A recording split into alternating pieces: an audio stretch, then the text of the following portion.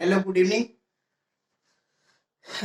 कल कुछ technical problem थी तो इसलिए मैं वीडियो नहीं बना पाया। Sorry for that. चलिए, कैसे हैं आप लोग? और आज हम लोग पीएनसी का लास्ट लेक्चर पढ़ेंगे, डी अरेंजमेंट, है ना। और कोफिशिएंट मेथड जो है वो बेसिकली हम जब इससे नेक्स्ट चैप्टर जब पढ़ेंगे बाइनोमियल थ्योरम, तब उस मेथड को देखेंगे, है ना। तो स्टार्ट करते हैं डी अरेंजमेंट। और प्लीज, मैंने देखा है बच्चे वीडियो देखते रहते हैं, ना कोई कमेंट करते हैं ना शेयर करते हैं अपने फ्रेंड्स को। तो प्लीज शेयर करें, ज्यादा से ज्यादा कमेंट भी करें, लाइक करें, है ना। तभी तो मैं आप लोगों को अच्छे से अच्छा कंटेंट दे पाऊंगा, अच्छे से अच्छा कंटेंट डिलीवर कर पाऊंगा। तो please share, like and comment on the video. चलिए स्टार्ट करते हैं। फॉर्मुलेशन कॉम्बिनेशन का lecture 11। This is our last lecture, ये हमारा लास्ट लेक्चर है। चलिए स्टार्ट करते हैं। और ये चैप्टर ये आज फिनिश हो जाएगा। कल हम लोग स्टार्ट करेंगे बीटी, बाइनोमियल थ्योरम। चलिए स्टार्ट करते हैं।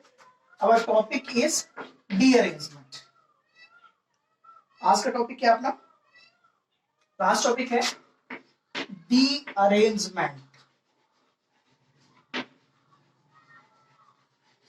डी अरेंजमेंट डी अरेंजमेंट क्या होता है basically? D arrangement basically arrangement का रिवर्स होता है। आपने अरेंज की कोई चीज, उसका reverse, that is D arrangement. लिख ले, इसमें लिखना चाहे तो it is reverse of, it is reverse of arrangement. ये अरेंजमेंट का उल्टा होता है। कैसे? सपोज कीजिए दो ब्रदर है, से हम ज्यादातर राम और श्याम ही लेते हैं। राम और दूसरा ब्रदर है श्याम। ब्रदर क्या मतलब दो पर्सन है, राम और श्याम। और दो एनवलप है, एक तो राम का है और एक श्याम का है। एक राम का और एक श्याम का। तो डी अरेंजमेंट का मीनिंग क्या हुआ कि राम वाला जो लेटर है, एक राम का लेटर है और एक श्याम का लेटर है ना। तो राम का लेटर अगर श्याम वाले एनवलप में चला जाए, ये क्या एनवलप है, ये लेटर्स है ना, लिख लें प्लीज, नोट इट डाउन। ये लेटर्स है राम और श्याम के, और ये एनवलप है। तो राम का जो लेटर अगर श्याम के एनवलप में चला जाएगा और श्याम का लेटर राम के एनवलप में चला जाएगा, तो इस चीज को बोला जाता है डी अरेंजमेंट। क्या बोला जाता है इसको? D arrangement. क्या बोलते हैं हम लोग इसको? डी अरेंजमेंट, है ना। उल्टा अरेंजमेंट मतलब एकदम बोलते हैं ना व्यवस्थित, और डी अरेंजमेंट अव्यवस्थित, है ना। तो उल्टा हो जाए तो उसको बोला जाता है डी अरेंजमेंट। चलिए अब इसके क्वेश्चंस लेते हैं, है ना।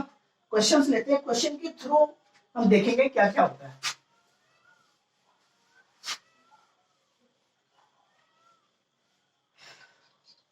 चलिए क्वेश्चन नोट कीजिए। फर्स्ट क्वेश्चन है,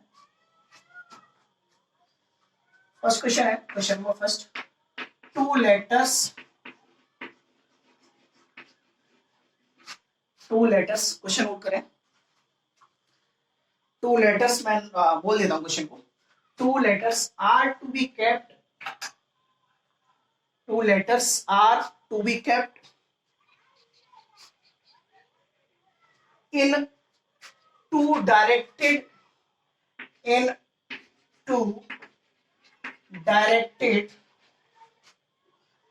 envelopes.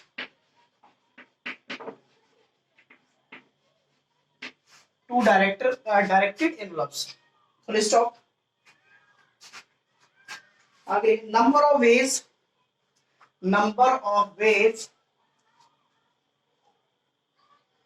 they can be kept,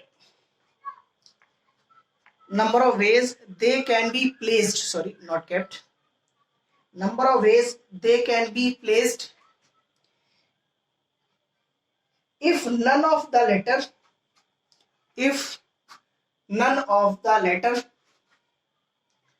goes into its own envelope. if none of the letter goes into its own envelope. देखिए क्या इस चीज का मेन समझिए। उन्होंने बोला कि दो लेटर हैं और दो ही डायरेक्टेड एनवलप्स का मीनिंग क्या होता है, अपने अपने उसमें रखे जाते हैं ना, अपने अपने एनवलप में रखे जाते हैं। Number of ways they can be place if none of the letter goes into, कोई भी लेटर से देखिए कैसे करेंगे इस क्वेश्चन को, बहुत सिंपल है ना, derangement is very very very simple. और जेई में से क्वेश्चन आता है, हर साल एक क्वेश्चन आता है डीअरेंजमेंट। देखिए ये लेटर 1 है और ये लेटर 2 है, ये एनवलप 1 है और ये एनवलप 2 है। तो लेटर 1 एनवलप 2 में चला जाए और लेटर 2 एनवलप 1 में चला जाए, तो नंबर ऑफ वेज कितना हो जाएगा, 1, एक ही तो होगा ना। तो नंबर ऑफ वेज एक ही प्रोसेस है is equal to.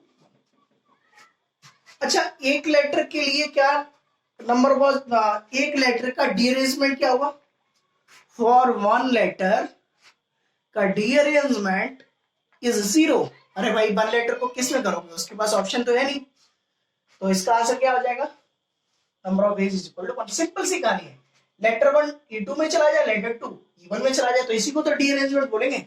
Simple question, बहुत सिंपल है। चलिए एक और क्वेश्चन अब आप लोग करके दिखाएंगे, इसी पर बेस्ड है, सेम वही क्वेश्चन है। 3 letters are to be kept in 3 directed envelopes। Question note करेंगे, 3 letters are to be kept in 3 directed envelopes। number of ways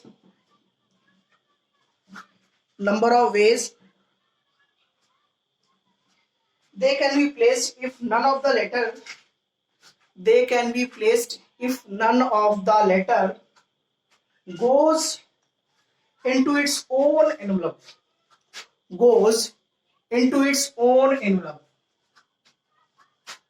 if none of the letter goes into its own envelope, मतलब कोई भी letter इस अपने own envelope में ना जाए। देखिए कितने लेटर की कहानी है इस बार कहानी है 3 लेटर की, से लेटर 1, लेटर 2, लेटर 3, और 3 ही एनवलप है, E1, E2 और E3। तो क्या क्या डीअरेंजमेंट हो सकते हैं, पहले हम लोग फिजिकल काउंटिंग करके देखते हैं, जैसे प्रीवियस क्वेश्चन में किया। देखिए लेटर 1 E2 में चला जाए, डीअरेंजमेंट।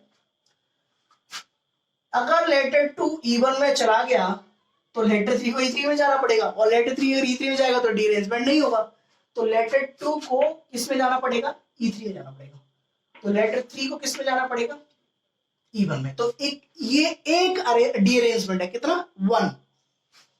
ठीक है, ऐसा भी तो हो सकता है दूसरा केस, ये तो केस फर्स्ट है, this is case first. Case second ऐसा भी तो हो सकता है, देखिए आप लोग बना सकते हैं, बहुत सिंपल सी कहानी है। Letter 1, letter 2, letter 3, envelope 1, envelope 2, envelope 3। इस बार लेटर 1 E3 में चला जाए तो लेटर 2 को कहा जाना पड़ेगा, E1 में, और लेटर 3 को E2 में। ये डीअरेंजमेंट, तो एक ये और एक ये, तो कितने डीअरेंजमेंट हो गए, 2। So number of ways is equal to 2। Simple सी कहानी, नोट करें।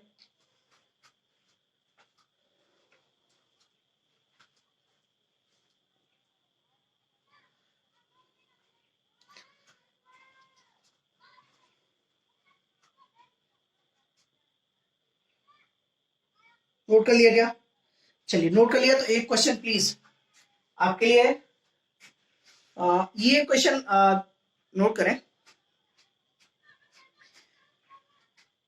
4 letters are to be kept, 4 letters are to be kept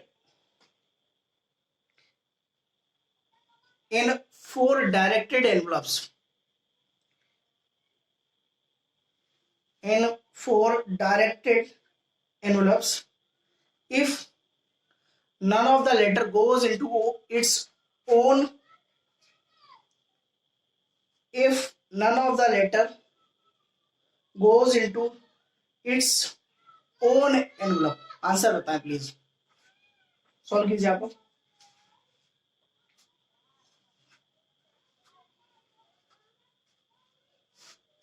बताइए।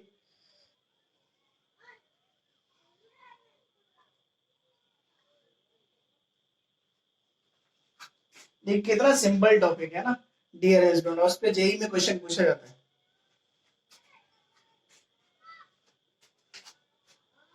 देखिए जब ये काउंटिंग बढ़ती जाती है तो फिजिकल काउंटिंग आपके लिए बहुत इम्पॉसिबल हो जाएगा करना, तो मतलब कैसे की जाए, है ना। तो इसके लिए हमने एक फॉर्मूला बनाया है, चलिए उस फॉर्मूले को लिखते हैं ना, फिर क्वेश्चन को करेंगे।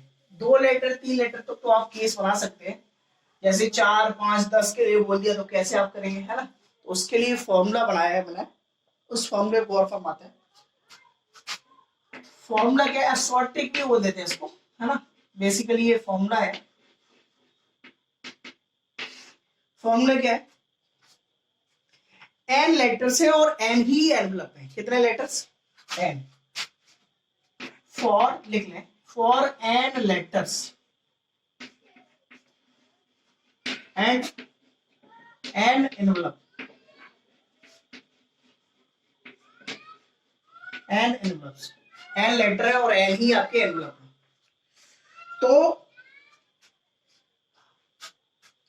डीअरेंजमेंट of N letters, D of N से इसको डिनोट करते हैं हम लोग। Derangement of N letters is equal to factorial N multiplied with 1 minus 1 upon 1 factorial plus 1 upon 2 factorial minus 1 upon 3 factorial, और ये इस तरह से चलता जाएगा, और लास्ट में minus 1 raise to the power N 1 upon N factorial. ये होता है फॉर्मूला, नोट कर लीजिए।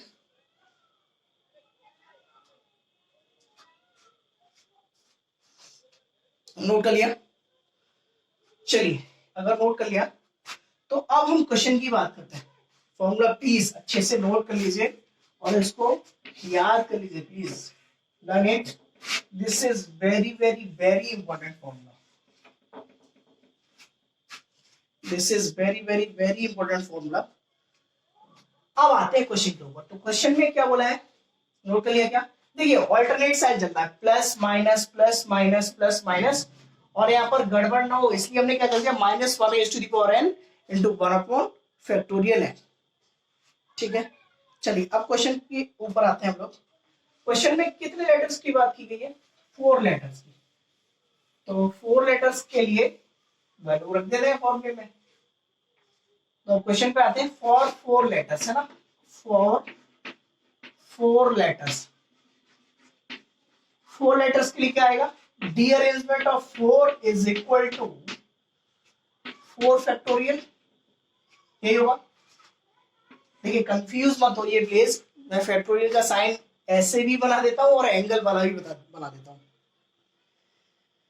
तो हाँ रखते हैं, 1 minus 1 upon 1 factorial plus 1 upon 2 factorial, n कितना इस बार, एन कितना इस बार 4, तो 4 तक जाएगा, minus 1 upon 3 factorial plus 1 upon 4 factorial. इसको सॉल्व कीजिए और आंसर सॉल्व करके बताएं प्लीज।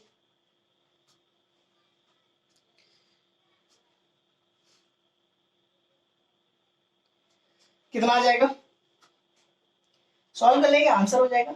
देखिए ये दोनों तो कैंसिल आउट हो जाएंगे, 1 अपॉन 1 फैक्टोरियल इज 1, 1 अपॉन, देखिए सॉल्व कर देता हूं, 4 फैक्टोरियल कितना होता है, 4 3 12 2 24, या तो ऐसे कर लीजिए, नहीं तो आप कैसे कर लीजिए, मल्टीप्लाई, अंदर इसको अंदर भेज दीजिए। तो 4 factorial upon 2 factorial minus 4 factorial over 3 factorial plus 4 factorial over 4 factorial. तो ये तो कितना हो जाएगा, 24 अपॉन 2 12 हो जाएगा, माइनस ये 4 हो जाएगा और प्लस 1, 12 प्लस 1 13 माइनस 4 कितना हो जाएगा, 9। This is your answer. Simple, फॉर्मूले में वैल्यू रखें और आंसर निकालें, सिंपल से नोट करें।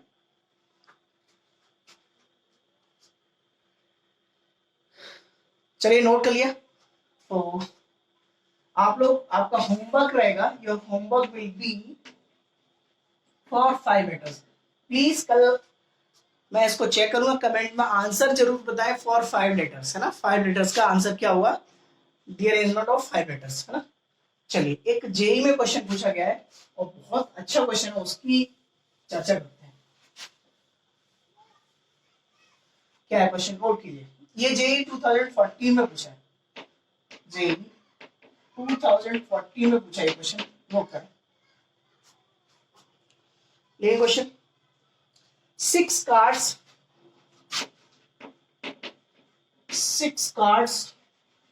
and 6 envelope. 6 cards and 6 envelopes are numbered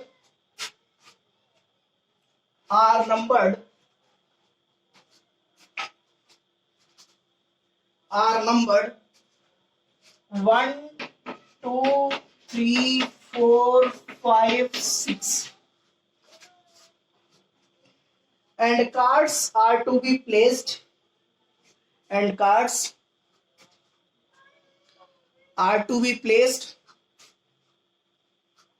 in envelopes so that each envelope contains exactly one card. So that each envelope contains exactly one card, and no card is placed in the envelope,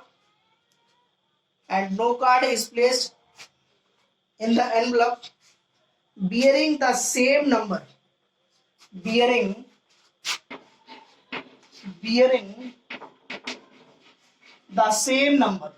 मतलब कोई भी card अपने own envelope में ना जाए, full stop. And more over the card number 1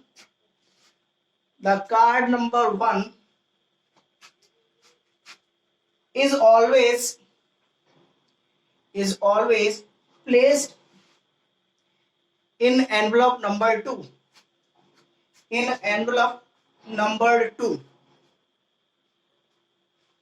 full stop. Then the number of ways so that it can be done, और option है इसके 4। फर्स्ट ऑप्शन है 264, सेकंड ऑप्शन है 265, थर्ड ऑप्शन है 53 और फोर्थ ऑप्शन है 47। देखिए क्वेश्चन सेम वैसा ही था, क्वेश्चन का फ्रेम कहां से चेंज हुआ, उन्होंने बोला है कि card number 1 is placed in card number 2, तो नंबर ऑफ वेज क्या होंगे, और क्वेश्चन सेम वैसा ही था, वो डीअरेंजमेंट ऑफ 6 का था।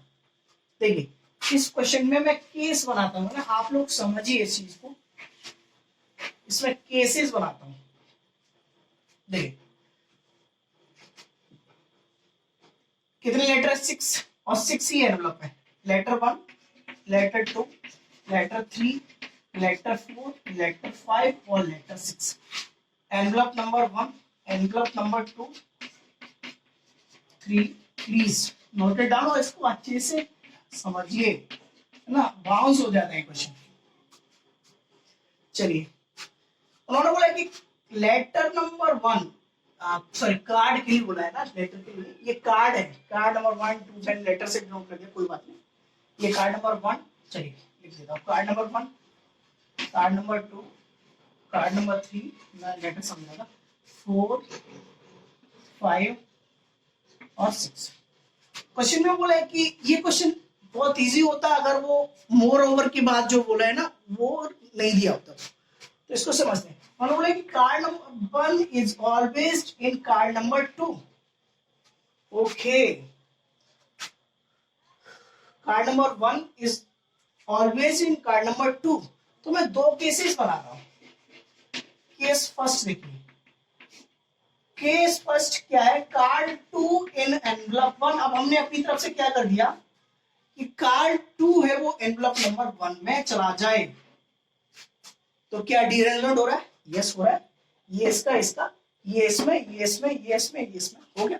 तो कितने अरेंजमेंट बचे? डी अरेंजमेंट 4 कार्ड्स का, ये तो ऑलरेडी हो चुका है, ये तो हो गया। तो 4 कार्ड्स का अरेंजमेंट, तो इसका आंसर कितना हो जाएगा?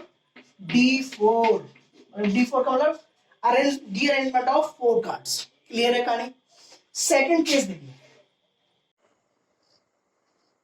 तो केस 2 क्या है? केस 2 है card number 2 not in envelope 1। Card 2 envelope 1 में नहीं होगा, तो हमने क्या किया? एनवलप 1 पर स्टिकर लगा दिया एक। जब हम स्टिकर लगा देंगे तो वही केस बन जाएगा। तो अब यहाँ पर कितने कार्ड्स बचे हमारे पास? ये तो इसका तो डी अरेंजमेंट हो चुका है ऑलरेडी, तो कितने कार्ड बचे? 1 2 3 4 5। तो डी अरेंजमेंट ऑफ 5 कार्ड, इसको कैसे दिखाएंगे हम लोग? D5 से। तो our answer will be, so number of veg क्या होंगे? This plus this means D4 plus D5। D4 की वैल्यू हम लोग जानते हैं, उस फॉर्मूले से निकाल लेंगे और दोनों का सम कर देंगे तो अपना आंसर आ जाएगा। चलिए अब ये चैप्टर फिनिश हो जाता है कंप्लीट पीएनसी। कल हम लोग स्टार्ट करेंगे बाइनोमियल थ्योरम, और इसमें हाँ एक टॉपिक और बचा है, कोफिशिएंट मेथड। तो कोफिशिएंट मेथड तभी आप लोग कर पाएंगे जब हम लोगों को बाइनोमियल थ्योरम आता है। चलिए ठीक है, थैंक यू, बाय बाय। और प्लीज इसके डीपीपी मैं और सेंड कर दूंगा इस चैप्टर के सीट्स, उसको सॉल्व कीजिए। और डाउट्स हो तो प्लीज पूछिए, और comment, please comment, share and like the video. Thank you, bye bye, good night.